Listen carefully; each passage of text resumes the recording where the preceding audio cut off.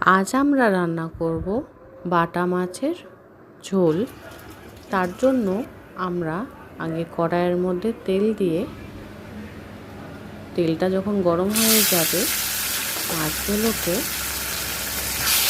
আস্তে আস্তে করে তেলের মধ্যে ছেড়ে দিয়ে ভালো করে উল্টে পাল্টে ভেজে নেব।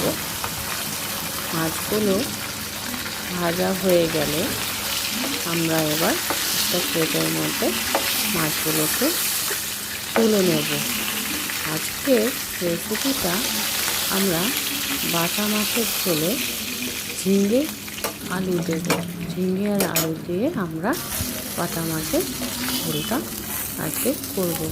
তার জন্য আমাদের মাছগুলো এদিকে ভাজা হয়ে গেছে। এর মধ্যে আমরা কালো জিরে ফোড়ন দেব। কেটে রাখা আলু আর ঝিঙেটা তেলের মধ্যে আস্তে করে ছেড়ে দেব।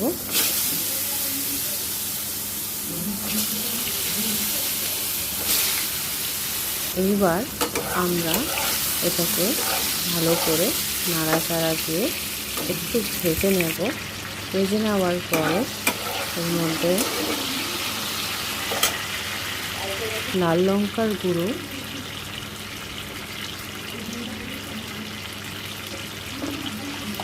জিরে গুঁড়ো, হলুদ গুঁড়ো, নুন আর আদা, টমেটো আর কাঁচা লঙ্কা বাটাটা দিয়ে দেব।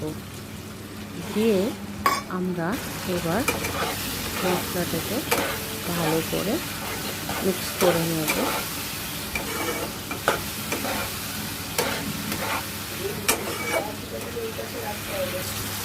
যখন মশলাটা ভাজা ভাজা হয়ে যাবে ওর মধ্যে আমরা জল দিয়ে দেব।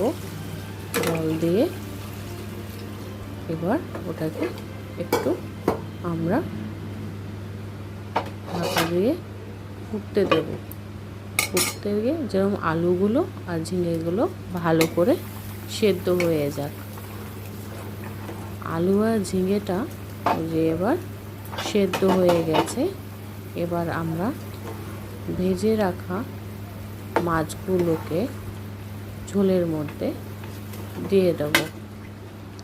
দিয়ে এবার ভালো করে নাড়াচাড়া দিয়ে দেব। এবার এটা যখন ভালো করে ফুটে যাবে আমাদের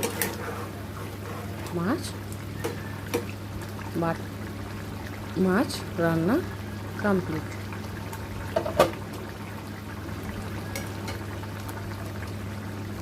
এরকমই সহজ রান্না জানার জন্য এই চ্যানেলটিকে সাবস্ক্রাইব করবেন বা ফলো করবেন।